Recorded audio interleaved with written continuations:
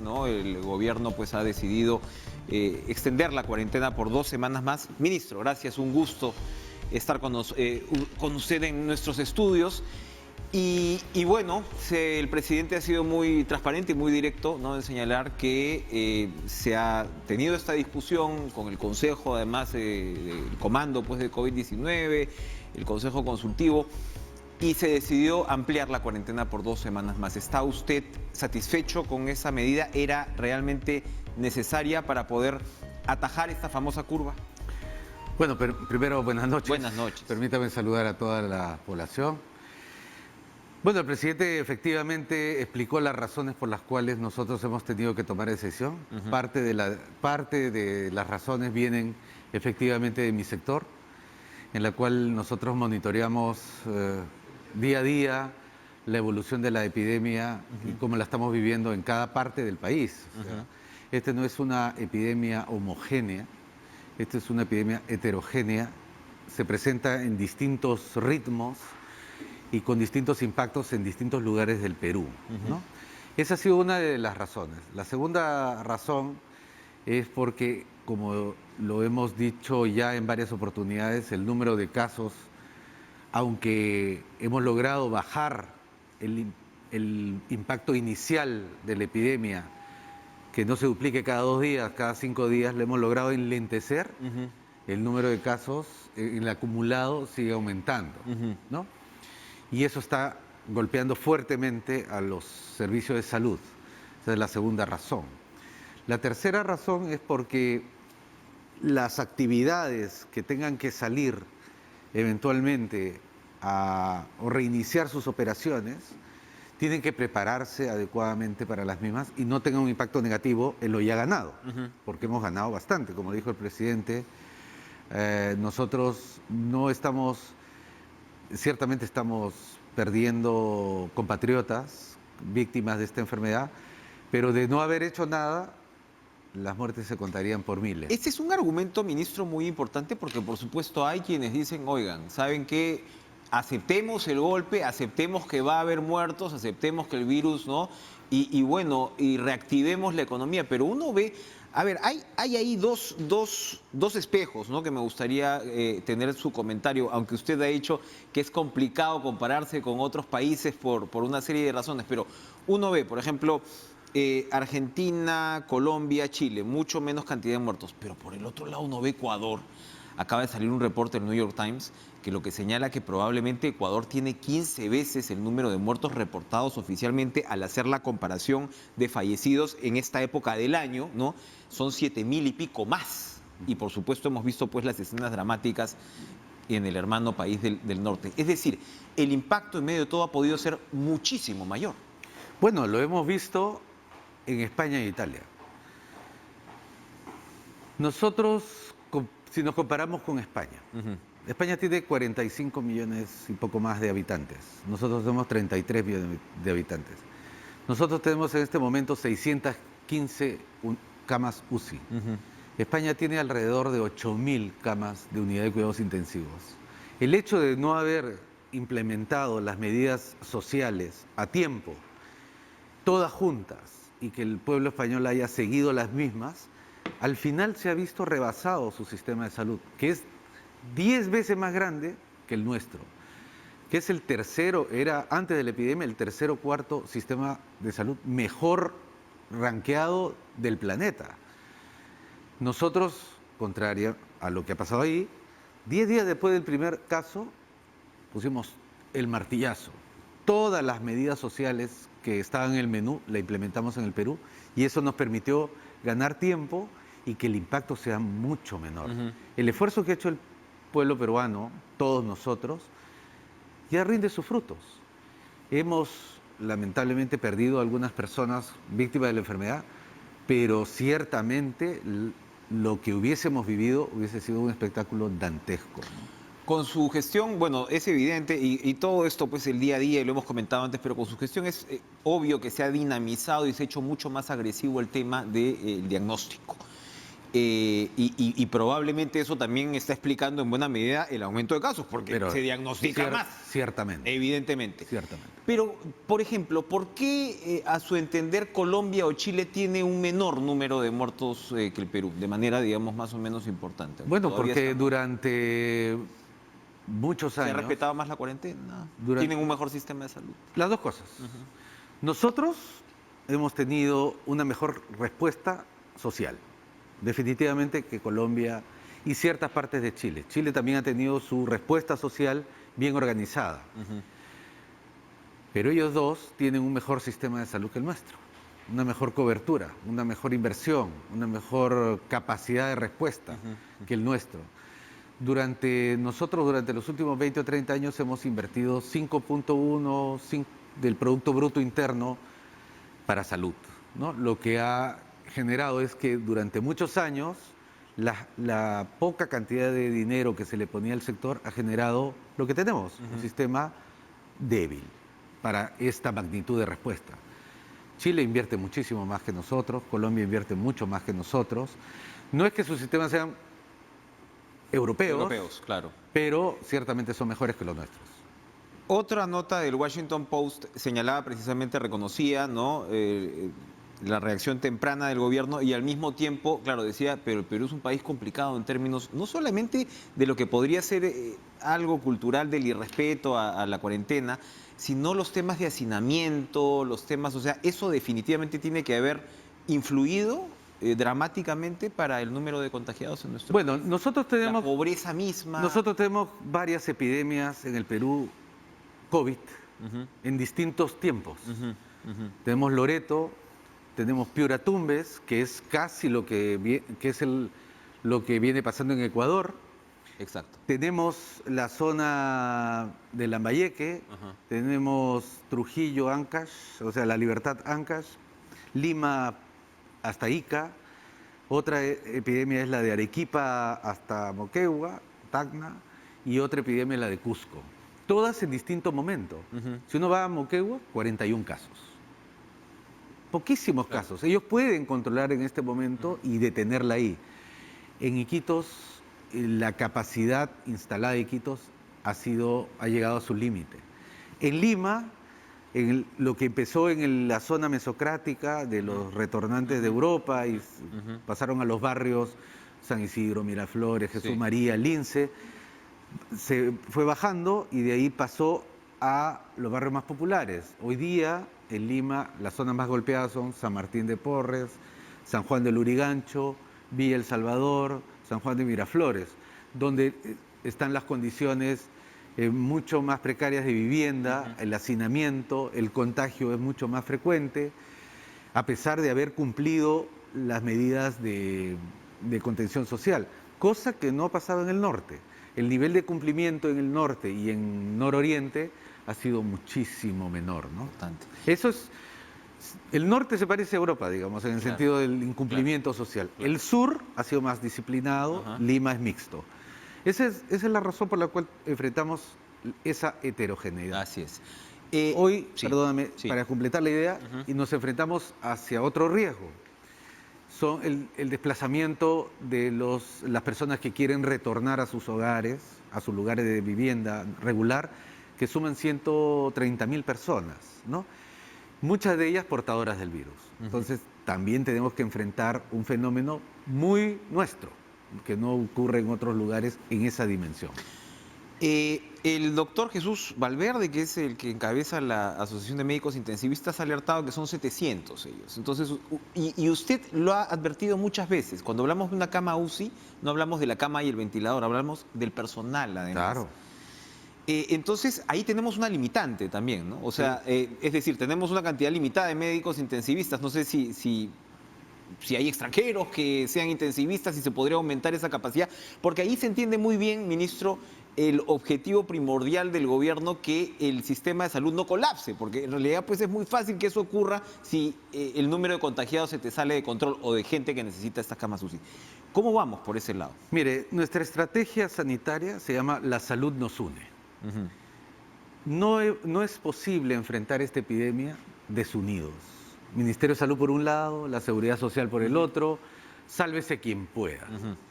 Nosotros por eso hemos formado el Comando COVID, que tiene a la cabeza la doctora Pilar Macetti. El Comando COVID tiene en su directorio al Ministerio de Salud, a la Seguridad Social, a las fuerzas, a la sanidad de las fuerzas policiales, armadas y al sector privado.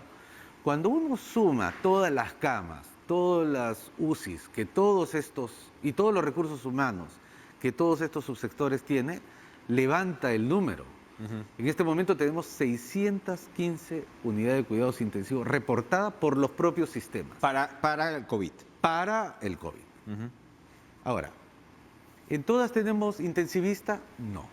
En todas tenemos intensivistas o personas entrenadas en cuidados intensivos de otras especialidades. Emergenciólogos, emergenciólogas, neumólogos, cardiólogos, que han sido entrenados o trabajan regularmente en unidades de cuidados intensivos, anestesiólogos, que hacen las veces de. Entonces ya tenemos el recurso humano que puede ejercer la labor que una unidad de cuidados intensivos requiere. ¿A cuántas camas quiere llegar usted? Bueno, el el objetivo siempre ha sido llegar a las 1000 camas UCI. Para eso hemos, por ejemplo, en la cama propiamente o en el ventilador, 4 estrategias. Comprar, reparar, donar, o sea, aceptar donaciones y adaptar, ¿no? Y en adaptar estamos incorporando nuevas tecnologías como la que ha desarrollado la Universidad Católica y el Hospital Naval, que van a servir para rotar ciertos equipos que hoy día están en uso por otros pacientes. Hoy Angela Merkel ha dicho, oigan señores, esto va a seguir, ¿no? Y le ha dicho a sus, porque es un gobierno pues federal, ¿no? Le ha dicho a los gobernadores, ojo con relajar las condiciones, ¿no? No hay que darle falsas expectativas a la gente, y eso que Alemania le ha ido relativamente bien, digo relativamente frente pues a países como Italia o España en términos de víctimas mortales. Entonces, bueno, si esta cuarentena se extiende, como ya se ha confirmado, 2 semanas más, la estrategia en el Perú va a ir, porque como usted me habla además de esta heterogeneidad, va a ir, digamos, afinándose hacia lo que también habíamos conversado en algún momento, de ir confinando, ir estableciendo, si usted tiene ubicados más o menos los puntos más complejos, y redoblar el esfuerzo ahí para permitir que otras áreas puedan distenderse un poco. Hacia eso vamos a tener que ir eventualmente. Bueno, mira, ¿cómo estamos haciendo esta actividad en este momento? ¿No? La entrevista, ¿cómo se está dando? Estamos aplicando ciertos protocolos, ya que nos estamos separando, usamos el alcohol gel, nos protegemos. Entonces, esta actividad se da porque hay protocolos establecidos para que nuestros colegas aquí presentes no se contaminen. Esto lo llevamos a otra actividad, digamos la minería. Para hacer la actividad minera se tiene que cumplir 2 requisitos, o cualquier actividad, siempre 2 requisitos. La distancia debe mantenerse. Y si no podemos mantener la distancia, por ejemplo, un médico con su paciente, o en un barco, todos en la cabina, si no se puede mantener la distancia, los que entremos en esa actividad tenemos que tener un pasaporte libre de COVID. Exactamente. ¿No? Me acabo de hacer la prueba y estoy libre de COVID, yo no contagio a nadie. Entonces podemos tener una cercanía entre nosotros dos. Si tú tienes tu pasaporte, yo tengo mi pasaporte, podemos estar más cerca. Pero si no se cumplen esos 2 requisitos, va a ser muy complicado. ¿Y qué tan lejos estamos de poder tener una realidad semejante como la que usted señala? No, o sea, ¿cuándo se va a poder algunas tener actividades, ese tipo de disponibilidad? En algunas actividades como esta, que ya son una realidad, hay otras que pueden adaptarse a este comportamiento, estar lejos y tener protocolos. En otras, como el colegio, especialmente el colegio de los muy niños, no es posible imaginarse que los niños no se pasen el lápiz o compartan la plastilina o la lonchera. Entonces, eso va a ser muy difícil controlar. Entonces, hasta que no tengamos una forma de hacerlo, los niños probablemente se queden en casa. Donde podamos tener protocolos es donde se van a ir. Y los protocolos se puedan cumplir. Porque puedes tener un protocolo para los niños, pero que se cumpla va a ser un poco más complicado. Bien difícil. Hay quienes están hablando del derecho humano peruano al pollo a la brasa, que lo están extrañando también tremendamente. El delivery es una de las actividades, Bueno, es una de las actividades, que podría cumplir un protocolo con esas características si es debidamente certificado. Vamos a una pausa y regresamos con el ministro de Salud.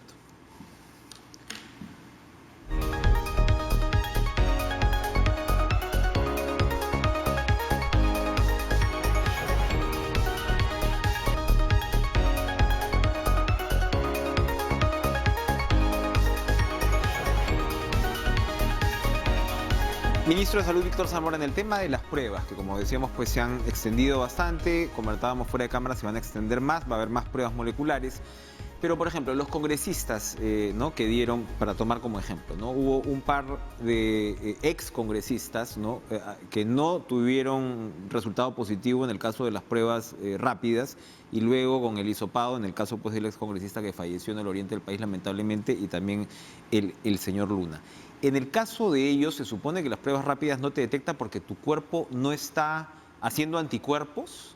Es decir, estos son pacientes de más riesgo cuando tienes evidentemente los síntomas y da negativo. ¿Es de más riesgo en ese caso este paciente? No, lo que pasa es que la prueba serológica da positivo después de un tiempo que se ha iniciado la enfermedad, ¿no? Ya sea desde el momento que uno contrae el virus, el cuerpo reacciona frente al virus y empieza a generar los anticuerpos, hasta que llega a un nivel que ya la prueba lo puede captar, ¿no?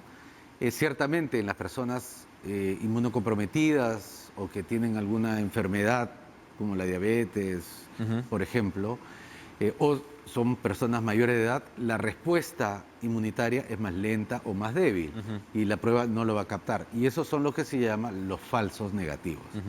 La prueba molecular, muy por el contrario, es una prueba que capta al virus activo, no es una prueba de sangre, es una prueba que uno saca una muestra del moco de la nariz y ahí captura el virus vivo, ¿no? Y eso es más temprano, ¿no?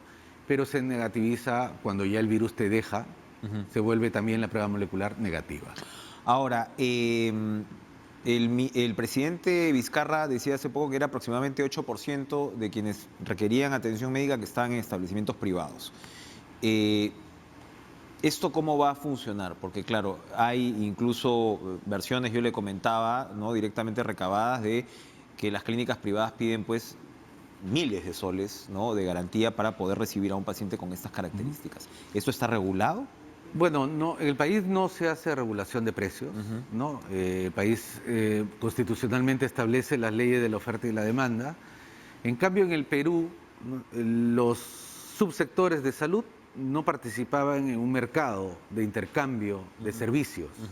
Los de la Seguridad Social no podían ir al Ministerio de Salud y los del Ministerio de Salud no podían ir a la Seguridad Social porque ¿quién paga? ¿Quién no? Esa barrera que existía se ha roto con un decreto de urgencia. Entonces ahora los de la Seguridad Social pueden ir al Ministerio, los del Ministerio pueden ir a la Seguridad Social y ambos también podrían ir a una clínica. Y son las financieras las que ya pagan los servicios, ¿no? Ya, en el caso de los asegurados. De los asegurados, porque en Perú más del 80%, casi el 90% tiene algún tipo de seguro. O estás en el SIS, o estás en e-salud, o tienes un seguro privado. Estos seguros van a hacer los arreglos de los pagos. Incluidos los públicos, públicos, usted señala. La seguridad social y privados, ¿no? Y así lo declara el decreto de urgencia, ¿no? Ahora, conversábamos en un programa anterior en COVID-19 sobre, a las 19, el doctor Payet del Instituto del Cáncer, ¿no? Del Instituto de Enfermedades Neoplásicas, señalaba que tienen 10 infectados, ¿no? Que están tratándose además por cáncer y que han acondicionado, ¿no? un lugar. ¿Esto podría darse también traslados de quienes están en establecimientos que originalmente no estaban preparados para recibir a No, ciertamente. Nosotros, en general, nuestra estrategia de la salud nos une, establece como principio la dignidad de la persona humana, el respeto a los derechos humanos. Todos los recursos deben estar a disposición de estas personas. Las camas pertenecen a los ciudadanos, no a las instituciones. Las instituciones nos tenemos que adecuar al paciente. ciertamente tenemos que hacerlo con niveles de seguridad para los demás. Hoy tenemos una gran demanda de pacientes COVID y por eso se están haciendo adecuaciones en los hospitales, ampliando espacios, ganando camas, utilizando inmuebles que antes no podían ser vistos como hospital, la Vía Panamericana. Y estamos pensando ampliar en otras áreas, vamos a poner cerca de 500 camas, esto es un proyecto que lo vamos a empezar a ejecutar ahora, con lo que es el centro de convenciones, que tiene 2 pisos planos, largos, en donde vamos a acondicionar camas para utilizarlas, si es que la demanda desborda la capacidad instalada en nuestros hospitales. Muy bien. Ministro, para terminar, otra de los temas que me han llamado la atención es que, claro, como los descubrimientos o los avances o lo que conocemos de esta enfermedad va en el día a día, es la característica de la neumonía. La neumonía también es muy distinta a una neumonía normal, en el sentido, por lo que veía que, claro, que puede desarrollarse la neumonía prácticamente sin síntomas, y estos luego aparecen pues de manera sumamente violenta y por eso muchas veces se pierden vidas también, imagino. Marca también una diferencia, ¿no? Bueno, el virus tiene 100 días de existencia en la superficie de la Tierra y lo estamos conociendo. Parte de eso son los signos, los síntomas que presentan los pacientes y algunas características, por ejemplo, las radiológicas, ¿no? Y tiene una neumonía efectivamente típica en vidrio esmerilado, ¿no? Que es, aunque no se puede decir que es COVID, como todos los pacientes con COVID y neumonía presentan esa característica, se le llama en medicina patognomónico, ¿no? Okay. Que es como una señal de que efectivamente es COVID. Y muchos clínicos, al ver esta radiografía, inician el tratamiento sin necesidad de la prueba de laboratorio. Dicen, esto es COVID, empecemos como COVID a tratarlo, porque si demoramos más, nos gana el virus. Efectivamente, efectivamente. Muchas gracias, doctor. No, gracias a usted. Ministro de Salud, Víctor Zamora, por acompañarnos esta noche. Vamos a ir a una pausa y regresamos con el primer ministro Vicente Ceballos. No se mueva.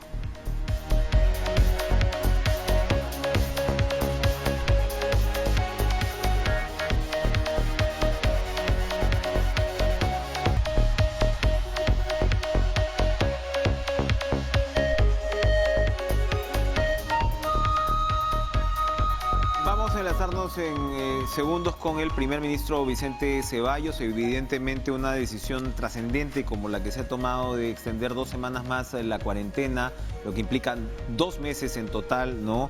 Hasta el 10 de mayo, tiene pues una serie de efectos. Muchos están relacionados de un lado con la economía en sí y de otro lado, por supuesto, con la protección de la población más vulnerable, ¿no? Entonces, entre otras cosas, se ha anunciado este nuevo bono familiar universal de 760 soles. Según el presidente Martín Vizcarra, es el 75% de hogares que se va a beneficiar con este bono de 760 soles. En cualquier momento me van a avisar cuando estemos ya enlazados con el primer ministro.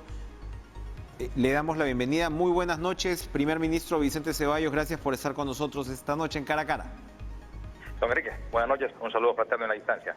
Le comentaba, bueno, hemos conversado con el ministro de Salud aquí en los estudios sobre, toda la estrategia y lo que se espera en términos, pues, de la curva de la pandemia en el Perú y cómo, pues, en medio de todo no se puede retroceder, ¿no? Lo que se ha avanzado y la heterogeneidad que tiene la enfermedad en nuestro país por una serie de circunstancias.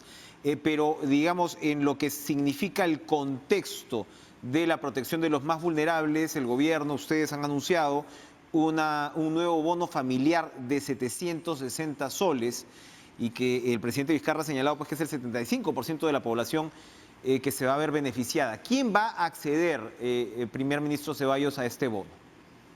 Sí, permítame antes compartir con usted una legítima preocupación que es de la ciudadanía. En principio, todas las determinaciones que estamos tomando como gobierno son restrictivas, valgan verdades, porque una inmovilización social obligatoria implica que la ciudadanía con libertad no pueda desenvolverse. Están premunidas de una argumentación médico-científica. Y más aún en esta última semana, el equipo de prospección del Ministerio de Salud ha estado presente ante el Consejo de Ministros para exponer cuál es la argumentación que motiva su sugerencia de poder prorrogar esta cuarentena. Y a efecto de ello tenemos que tomar una decisión como gobierno. Y esta decisión ha sido prorrogar esta cuarentena hasta el domingo 10 de mayo. Lo segundo, obviamente, cuando hablamos inicialmente del bono Quédate en casa para las personas de pobreza y extrema pobreza, que más o menos bordeaban los 2.700.000 familias, de un total de 9 millones de personas, se habló de 380 soles con un subsidio, que acaba de autorizarse su ampliación a 380 soles en más. Se pensó inicialmente 380 por una extensión de 15 días, pero obviamente las determinaciones médico-científicas están exigiendo su prórroga. Y obviamente, si estamos hablando de un sector con alta vulnerabilidad, ya no solamente desde el ángulo de la salud, sino también de carácter socioeconómico, tenemos una responsabilidad como gobierno de darle una respuesta de atención a estas falencias. Estamos hablando básicamente de un grupo importante de peruanos que están considerados dentro de lo que es el espectro de la informalidad. Ahora bien, este bono familiar universal que en horas de la mañana ha anunciado el señor presidente va a coberturar a cerca de 6.8 millones de hogares. Es decir, del mapeo de 9 millones de hogares hay un 25% que están en planilla, pero hay un 75% que no están en planilla y van a ser los beneficiarios de este bono familiar universal que asciende a 760 soles. Este fin de semana terminaremos de cerrar el marco normativo y a partir de la próxima semana ya empezará a operativizar su pago. Ahora, aquí también quiero hacer algunas precisiones. Sí. Es decir, están excluidas todas aquellas familias que están consideradas dentro de una planilla. Y obviamente hay muchos trabajadores dentro de este componente de beneficiarios que son trabajadores independientes y obviamente de alta vulnerabilidad porque no están trabajando, es decir, no tienen un pan que llevar para la sostenibilidad de sus familias. Claro, entonces, en resumen, aquí de lo que estamos hablando es va a acceder a este bono todo aquel que no tenga, toda familia, mejor dicho, que no tenga a uno de sus miembros en planilla, ¿verdad? Efectivamente, y aún más. ¿Por qué esta calificación de bono familiar universal? Porque acá también estamos considerando aún aquellas personas que hubieran sido pasibles de gozar de un beneficio, llámese el bono Quédate en casa u otro bono adicional que hayamos dado en estas últimas semanas, también va a ser beneficiario de este bono. Por eso hablamos de una universalización en su cobertura. Muy bien, perfecto. Ahora, primer ministro, usted ha explicado cómo se llega a una decisión no tan trascendente, tan seria y evidentemente que impacta, por otro lado, pues no solamente a los trabajadores, sino a la economía. ¿Cuál es la perspectiva de cómo se va a ir desarrollando estas 2 semanas? El ministro de Salud nos comentaba que también una de la lógica es ir preparando a las actividades que esperamos puedan ser reiniciadas, que esto pues no pase de un día para otro y que puedas ir desarrollando los protocolos y demás. ¿Qué nos puede comentar de esta secuencia, por favor?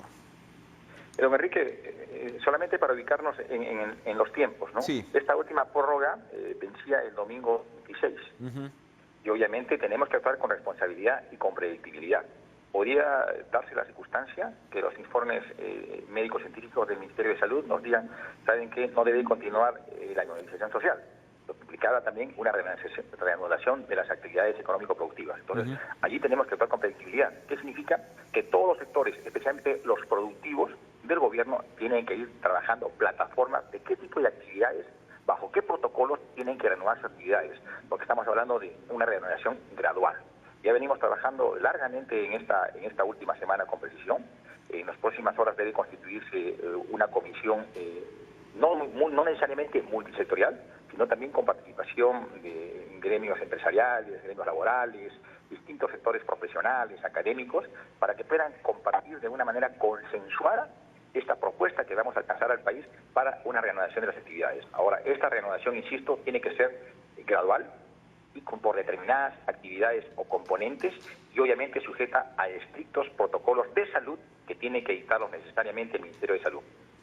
Ahora, pero se habla, ministro, de 2 fechas, ¿no? Se habla de un reinicio parcial de actividades el 4 de mayo y, por supuesto, bueno, el fin de lo que sería esta cuarentena para entrar a una nueva situación que sabemos pues probablemente no vaya a ser un regreso a la vida como la conocíamos antes, pero ¿cómo se marca esta diferencia entre las 2 fechas? ¿Qué va a ocurrir o qué ocurriría el 4 de mayo?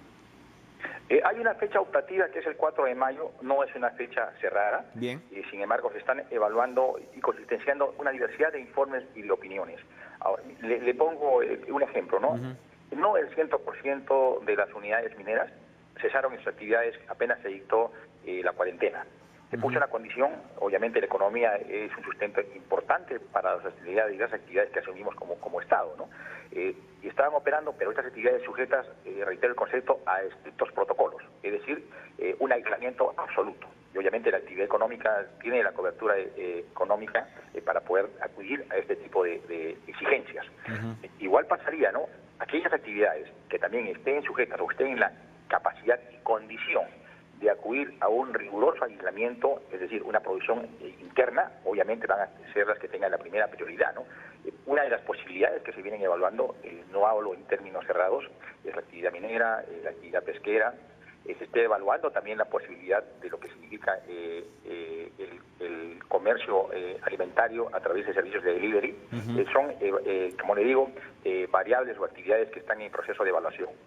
Bien, ¿qué van a requerir ustedes del Parlamento? El Congreso lo había citado usted y al ministro Zamora, precisamente, que estaba con nosotros para el martes 28, y se conoce ahora que ustedes van a pedir más facultades legislativas por el lado, sobre todo, financiero y tributario. ¿Qué nos puede adelantar al respecto?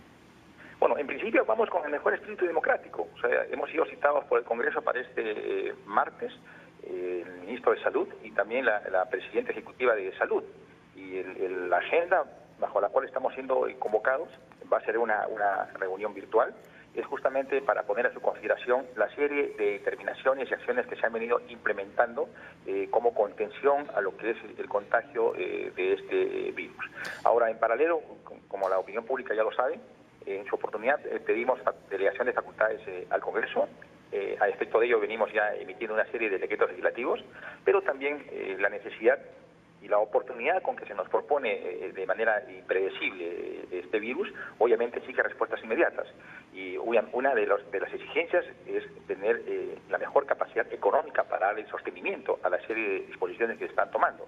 A efecto de ello se va a pedir delegación de facultades en materia tributaria. Y el señor presidente ha sido bastante claro en el mediodía después en la conferencia de prensa, indicando de que obviamente esto está direccionado a un espacio, a un principio de solidaridad. Quienes más ingresos tienen, obviamente tienen que tributar de mejor manera para, en un espíritu humanista y solidario, darle sostenibilidad y cobertura a los que menos tienen. En estos momentos, como le indiqué antes, explicando el bono familiar universal, casi el 70% de peruanos están en informalidad. O sea, es una cruda realidad y hay que asumirlo. Y obviamente no están en disposición de poder laborar. Y tenemos que darle un soporte económico y social, y eso pasa por ese dispendio económico. Y ese dispendio económico tiene que soportarse también con ingresos adicionales. Justamente este pedido de facultades va en esa dirección. Muy bien. Vamos a ir a una pausa. Primer ministro, le pido por favor que se quede con nosotros y regresamos de inmediato a Cara a Cara.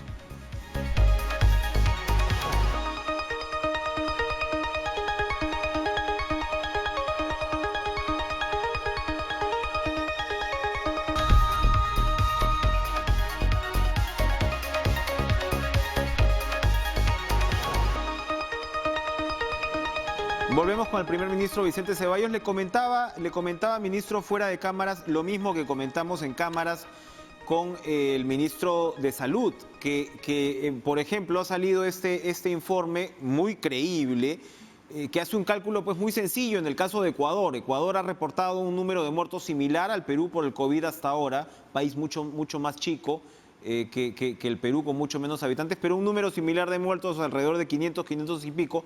Pero resulta que el año pasado, en el mismo periodo, murieron 7, o sea, ahora, mejor dicho, en esta temporada de la pandemia, han muerto 7.600 personas más que la tasa de mortalidad usual del año pasado. Es decir, podría haber un subregistro grandísimo, ¿no?, en un país vecino, que sería pues uno de los castigados más intensamente en el mundo por la pandemia. Esto probablemente nos pone en un espejo de lo que podría ocurrir si no se toman medidas como estas, que son pues, que tienen una cuota de sacrificio muy grande, pero que finalmente están intentando reducir la cuota de pérdidas humanas. Don Enrique, aquí creo que ha habido una reacción inmediata y oportuna del Estado, tanto de la autoridad como de la propia ciudadanía. Si no se hubieran tomado estas medidas de inmovilización o de cuarentena solamente en dos componentes. Hospitalizados tenemos el día de hoy 2.720. ¿Saben? Si estas medidas no se hubieran tomado en cuenta, hubiéramos tenido 1.297.000 hospitalizados. En el tema de unidades UCI, hoy estamos con 385 ocupadas. En una circunstancia que no existiera la inmovilización, hubiéramos necesitado de 231.705 unidades UCI. Así que imagínense la potencia de tomar decisiones y en oportunidad. Ahora, del otro lado, se ha cumplido con la cuarentena como se debería, porque igual tenemos, así como tenemos esta realidad ecuatoriana tan complicada y tan dramática, hay otros países donde no han sido tan golpeados, ¿no? También es cierto, en términos de vidas humanas. ¿Esto es porque la población no ha cumplido con la cuarentena como debería? ¿O cuál sería la respuesta? Normalmente nos ponen pues modelos tipo Singapur o nos ponen China, Japón, ¿no? Pero algo más apegado a lo nuestro, Chile, ¿no? Pero en Chile existe otra disciplina ciudadana y también mejor infraestructura hospitalaria, valga verdades, ¿no? O sea, toda comparación es odiosa, se dice, ¿no? Y lo ratificamos. Sin embargo, acá hay que reconocer el esfuerzo de buena cantidad de peruanos, pero también ha habido focos aislados que obviamente han hecho caso omiso. Y fíjese, en algunas regiones del país, especialmente del norte, donde ha sido recurrente, por ejemplo, las incidencias en cuanto a detenciones en las horas de toque de queda, justamente son las regiones en donde hay mayores contagios, donde hay mayores hospitalizados y donde hay más fallecidos. O sea, esto nos lleva a concluir la importancia de la inmovilización y el cumplimiento a lo que significa las disposiciones de cuarentena.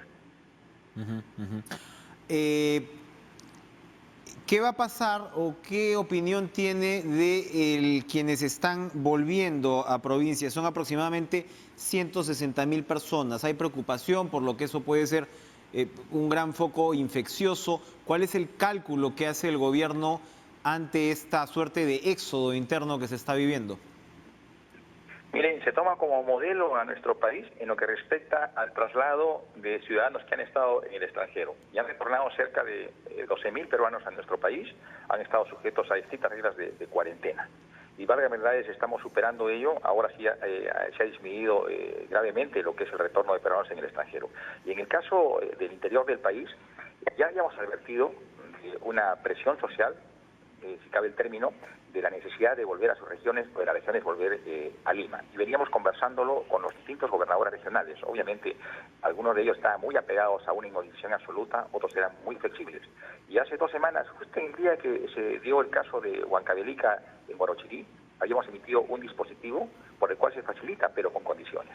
O sea, definitivamente, y acá hay que ser bastante claros, don Enrique, los 167.000 que se han registrado en los parones de los distintos gobiernos regionales, definitivamente no todos van a poder volver. Por eso estamos hablando de que tiene que darse una prioridad en la cobertura o atención a quienes están en la condición de alta vulnerabilidad, adultos mayores, niños, mujeres embarazadas, quienes vinieron a Lima por un control médico. Lo segundo, que tiene que pasar por un estricto control, y ahí hay una labor coordinada entre el PCM o el Gobierno Nacional y los gobiernos regionales. Entonces, Enrique, aquí hay una premisa fundamental. El virus se mueve en la medida en que se muevan las personas. Hay que admitirlo. El foco infeccioso de mayor impacto es Lima. Las regiones no están en una pero en una dimensión menor. Entonces, auspiciar de una manera libre, desordenada, escasamente planificada esta movilización al interior del país, en el fondo también estamos llevando o permitiendo focos infecciosos para estas regiones. Por supuesto. Por eso hay que ser bastante cuidadoso. Y ahí nosotros estamos en una circunstancia bastante delicada, pero tomando decisiones, ¿no? Por un lado, responsabilidad como Estado, defender el bienestar de los ciudadanos a instancias de su salud. Y en segundo lugar, también reconocer la legitimidad que tienen muchas familias del país de volver a sus lugares de origen. Y aquí juega, creo que ha sido bastante pertinente la determinación que hemos tomado como gobierno de poner a disposición de las familias de menos recursos, que es el bono familiar universal. Es decir, este es un dispendio económico importante que nos va a permitir darle un soporte económico a los días de prórroga al cual están sujetas con lo que respecta a la inmovilización. Creo que tenemos que ser solidarios, pero también racionales y ponderados. Jugar con la salud de uno es jugar con la salud de los demás y de nuestra propia familia. ¿Cómo vamos a vivir a partir del 10 de mayo, primer ministro, ¿qué avisora usted en términos de, bueno, volver a echar a andar el país en lo que podría ser pues una nueva normalidad en realidad? No, definitivamente, ¿no? Creo que reiteramos el concepto de distintos analistas, definitivamente vamos a compartir un mundo diferente. Y basta, don Enrique, ir por las playas de Lima, la Costa Verde en particular, y ver el cambio radical desde una perspectiva de naturaleza o ambiental en el cual encontramos el día de hoy. Acudimos a un mundo diferente, con conductas diferentes, con un Estado diferente. Va a haber un cambio radical en todo. Y mire lo que se está suscitando, ¿no? Ahora estamos enfocados, porque obviamente así es la necesidad, de atender la salud. Pero valga verdad, también hemos desnudado una cruda realidad que hay en el sector de educación. Nosotros estamos impulsando como gobierno lo que es una educación remota. Y agradecemos ahí a su medio periodístico televisivo por el apoyo que viene brindando para la difusión de estos programas Aprendo en Casa. Fíjese, queremos llegar, pero no todo el país tiene electrificación. No todo el país tiene la cobertura de Internet. ¿Cómo llegamos a los chicos? Es nuestra realidad. En el tema del bono Quédate en Casa, de 380 soles. 2.700.000 familias identificadas. ¿Cuántas han cobrado hasta la fecha? 2.200.000. Medio millón de personas o familias no han cobrado. ¿Por qué? Porque no tenemos todavía como parte de nuestro sistema la llamada inclusión financiera. ¿Cuán diferente sería que todos tengan una cuenta de ahorros, cualquier tipo de cuenta en una entidad financiera, crediticia o caja municipal, lo que sea? Mire, ¿cuántas debilidades estamos encontrando en el proceso? Por eso cuando usted me dice, ¿qué país esperamos a partir del 11 de mayo? Un país marcadamente diferente al que hemos venido compartiendo hasta hoy.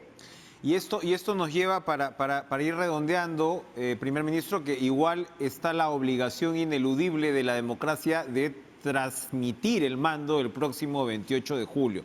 Cuando estamos hablando, es en realidad una pregunta que tiene dos partes, completar lo que usted acaba de decir, efectivamente, desafíos en materia desde bancarización hasta, evidentemente, si se están tomando todas estas medidas, es en muy buena parte para que el sistema de salud, que es tan precario, no colapse, para que no tengamos una Italia o una España con miles y miles de muertos que no alcanzan ni siquiera pues a recibir una cama UCI, y usted acaba de señalarlo de educación. Pienso en temas probablemente de la próxima campaña electoral, ojalá fuera también bases que se puedan sentar incluso en estos meses, ¿no?, que queda para poder realmente redefinir en buena medida las políticas públicas, pero al mismo tiempo, como decía pues el gobierno y como lo ha reiterado el presidente, va a transmitir el mando. Ese va a ser otro desafío, organizar un proceso electoral democrático en circunstancias tan inéditas como las que estamos viviendo.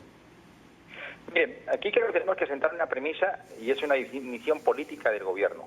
Primero, el presidente no va a ir a ningún tipo de elección, así de claro y definido. Lo segundo, vamos a ser bastante escrupulosos en respetar los cronogramas electorales.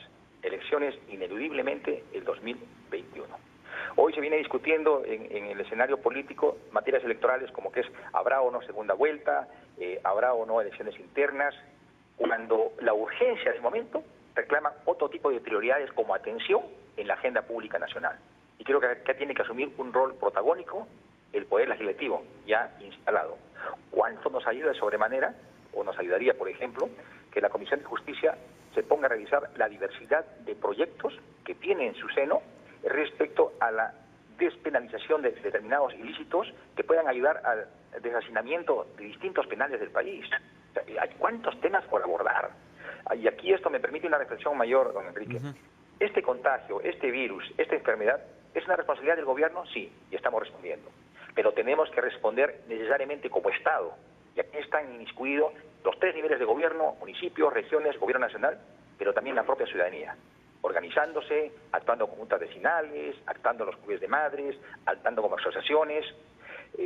Todas las quejas y miradas están puestas al gobierno, y el gobierno está respondiendo. Pero hacemos el mayor esfuerzo y no alcanzamos a coberturar el 100%. Y cuán importante es que como país reaccionemos todos y extendamos un brazo solidario, humanista, de ayuda y de apoyo a las familias o peruanos que no están siendo considerados o que no se le ha alcanzado aún alguna ayuda o algún subsidio. Para ir terminando, precisamente con respecto a los niveles de gobierno, el alcalde de Lima ha reclamado, ¿no?, que las autoridades municipales y demás tengan una... Usted habla precisamente otra vez de Lima, ¿no? O sea, son 15.000 casos los que están diagnosticados en Lima, la gran mayoría. ¿Cómo establecer una nueva línea de coordinación con las autoridades locales, distritales, particularmente en la capital de la República, para enfrentar lo que se viene? Mire, hemos tenido algunas reuniones con el AMPE, hemos tenido que ha participado también el señor alcalde de Lima, Jorge Muñoz, hemos tenido unas reuniones también con Remurpe, y la semana pasada hemos tenido una reunión, y todas ellas mediante el mecanismo de teleconferencia, con los alcaldes de las provincias capital de departamento. Y estos espacios son para articular algunas salidas, algunas respuestas a las diversas inquietudes que tienen. Y le digo con la sinceridad del caso, ¿no? Uno de los temas recurrentes es un apoyo económico, y tenemos que asumirlo como gobierno. Fíjese, las municipalidades tienen dos componentes: inversiones e ingresos propios. Ingresos propios está destinado a gasto corriente, que a remuneraciones.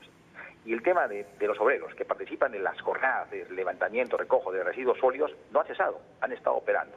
Y como, primero, ha disminuido el fondo común porque se alimenta del IGB, ha mermado, es más que obvio. Pero lo segundo, el potencial económico de ingresos de las municipalidades son las campañas tributarias, y coincidentemente la campaña más fuerte en el año era el primer trimestre, y en el primer trimestre es que se ha puesto de manifiesto este virus. O sea, tenemos que reconocer que hay un déficit en las municipalidades. A efecto de ello, ya el Ministerio de Economía viene trabajando una propuesta, obviamente no es sencilla, es muy compleja, son municipalidades con distintos ingresos, con distinta densidad poblacional, y hay que dar una respuesta para cada una de ellas. No sería nada responsable de nuestra parte hacer una transferencia en recursos de manera uniforme para todos por igual, cuando sabemos perfectamente que cada municipalidad es una realidad diferente. En los próximos días seguramente, y es el compromiso que hemos mantenido con los diversos alcaldes con los que hemos conversado, les daremos una respuesta desde el gobierno. Eso está en la agenda, es un compromiso y lo ratificamos. ¿Qué va a pasar, primer ministro, con el transporte público? Mire, es un tema bastante complejo también, y estamos en pleno proceso de evaluación. Y una de las primeras preocupaciones que la hemos compartido en estas 2 últimas semanas es con el alcalde Jorge Muñoz, el tema del metropolitano, que prácticamente está trabajando con déficit al rojo. Pues, claro. Y a efecto de ello, justamente los equipos de presupuesto, tanto del MES como del Ministerio de Transportes, del ATU y de la propia municipalidad, vienen articulando. Ya se ha llegado a un consenso, y en estos días ya debe acudirse a la emisión de una norma y de una transferencia para que le dé el soporte financiero que se necesita. Complejo, es un nuevo mundo, primer ministro. Realmente esto ha cambiado por completo nuestra vida, y por supuesto ha cambiado también el desafío que debe enfrentar, como usted dice, el gobierno y en realidad la nación en su conjunto, que nos incluye a todos. Gracias, Vicente Ceballos, por acompañarnos esta noche. A usted, Enrique, muy amable, buenas noches. Muchas gracias, primer ministro. Gracias a ustedes también por acompañarnos esta noche en Cara a Cara. Yo los dejo con la conferencia de prensa que brindó precisamente el presidente de la República y los ministros de Estado más temprano, al momento pues de anunciar lo que hemos explicado a lo largo de esta hora, las razones por las cuales se extiende la cuarentena durante 2 semanas más. Una noche excelente en casa para ustedes. Nos vemos mañana.